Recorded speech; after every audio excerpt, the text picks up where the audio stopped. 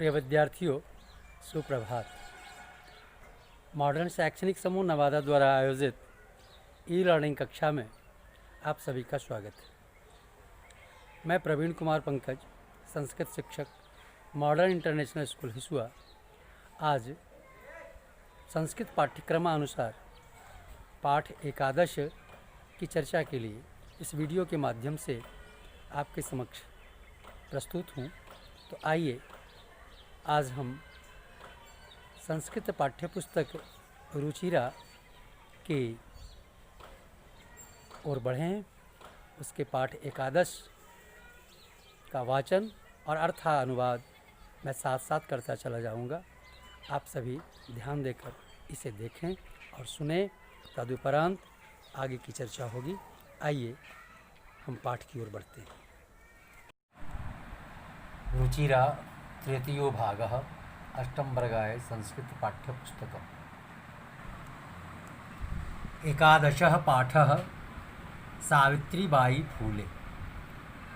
प्यारे विद्यार्थियों, पाठ के संबंध में थोड़ी चर्चा। शिक्षा हमारा अधिकार है। हमारे समाज में कई समुदाय इससे लंबे समय तक वंचित रहे हैं, अर्थात कुछ ऐसे लोग भी हमारे समाज में रहे जिन्हें शिक्षा नहीं मिल पाई, शिक्षा से वे दूर रहे। उन्हें इस अधिकार को पाने के लिए काफ़ी लड़ाई लड़नी पड़ी, लंबा संघर्ष करना पड़ा है। लड़कियों को तो और ज़्यादा अवरोध झेलना पड़ता रहा है। इस पाठ में इसी संघर्ष का नेतृत्व करने वाली एक नायिका, जिन्हें हम सावित्रीबाई फूले के नाम से जानते हैं, उनके योगदान पर ही केंद्रित है हमारा पाठ एकादश सावित्रीबाई फूले। आइए आगे लिखित बातों को हम जानें। ऊपरी निर्मितम चित्रम पश्यत। ऊपर बने चित्र को देखिए। इदं चित्रं कस्याश्चित् पाठशालायाः वर्तते। यह चित्र किसी पाठशाला का है। इयं सामान्य पाठशाला नास्ति। यह कोई सामान्य यानी साधारण पाठशाला नहीं है। इयम अस्ति महाराष्ट्रस्य प्रथमा कन्या पाठशाला। यह है महाराष्ट्र की पहली कन्या पाठशाला। एका शिक्षिका गृहात् पुस्तकानि आदाय चलती। एक शिक्षिका घर से किताबें लेकर चलती हैं। मार्गे कश्चित् तस्याः उपरि धूलिं कश्चित् च प्रस्तरखण्डान् क्षिपति। रास्ते में कोई उसके ऊपर धूल तो कोई प्रस्तर खंडाने का मतलब पत्थर के टुकड़े, जिसको हम लोग अपनी बोलचाल की भाषा में ढेला कहते हैं, फेंकता है। परम सा स्वदृढ़ निश्चयात न विचलती। परंतु वह अपने दृढ़ निश्चय से विचलित नहीं होती है। स्वविद्यालय, अपने विद्यालय में, कन्याभिः सविनोदम आलपन्ति। अपने विद्यालय में लड़कियों के साथ, विनोद के साथ मतलब हंसी मजाक करती हुई, बात करती हुई, सा अध्यापने संलग्ना भवति। वह पढ़ाने में लगी रहती हैं या जुड़ जाती हैं। तस्याः स्वकीयम् अध्ययनमपि सहैव प्रचलति। उनका अपनी पढ़ाई या उनका अपना अध्ययन, उनकी अपनी पढ़ाई भी साथ साथ चल रही है। केयं महिला अपि यम इमां महिलां जानीत। यह महिला कौन है? केयं महिला, यह महिला कौन है? क्या तुम लोग इस महिला को जानते हो? इयमेव महाराष्ट्रस्य प्रथमा महिला शिक्षिका सावित्रीबाई फूले नामधेया। यह ही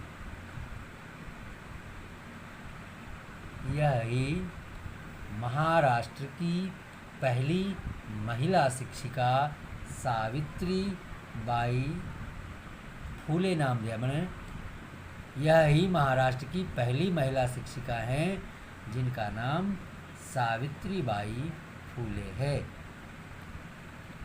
जनवरी मासस्य तृतीये दिवसे 1831 तमे ख्रीष्टावधे महाराष्ट्रस्य नायगांव नाम्नी स्थाने सावित्री अजायत।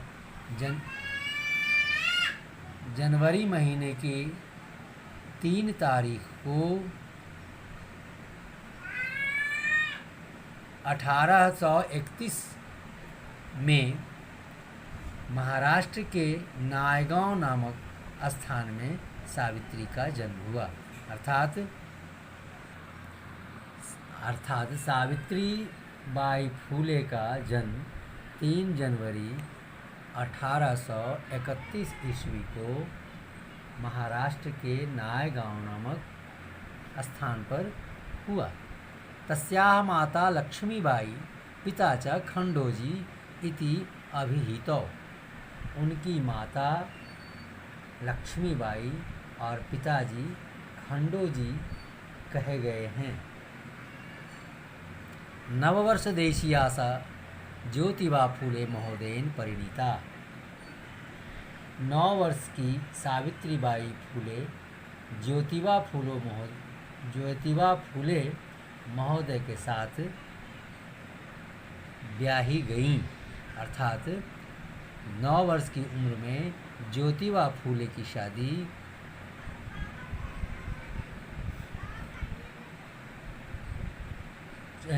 सावित्रीबाई की शादी ज्योतिबा फूले के साथ हुई। सो अपि तदानीं 13 वर्षकल्पः एव आसीत्। वे भी यानी ज्योतिबा फूले भी उस समय 13 वर्ष के थे। क्यों?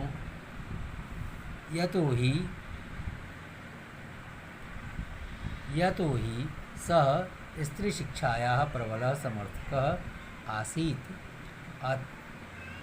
क्योंकि वे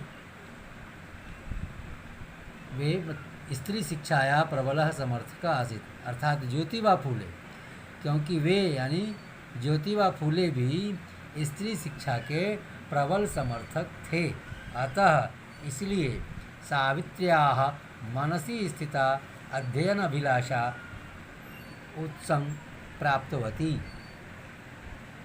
इसलिए सावित्री के मन में छुपी पढ़ने की इच्छा उत्साह को प्राप्त हुई, यानी उनकी इच्छा और तेज हो गई, बलवती हुई। इतः परं सा साग्रहम् आंग्ल भाषाया अपि अध्ययनं कृतवती। इससे आगे उन्होंने अंग्रेजी भाषा का भी अध्ययन किया। किसने? सावित्रीबाई फूले ने। परं सा मतलब वह सावित्री 1848 तमे ख्रीस्तावधे पुणे नगरे सावित्री ज्योतिबा महोदयेन सह कन्यानां कृते प्रदेशस्य प्रथमं विद्यालयम् आरभत। 1848 ईस्वी में पुणे नगर में सावित्री ने ज्योतिबा महोदय के साथ मिलकर कन्याओं के लिए पहली पाठशाला यानी पहला विद्यालय शुरू किया।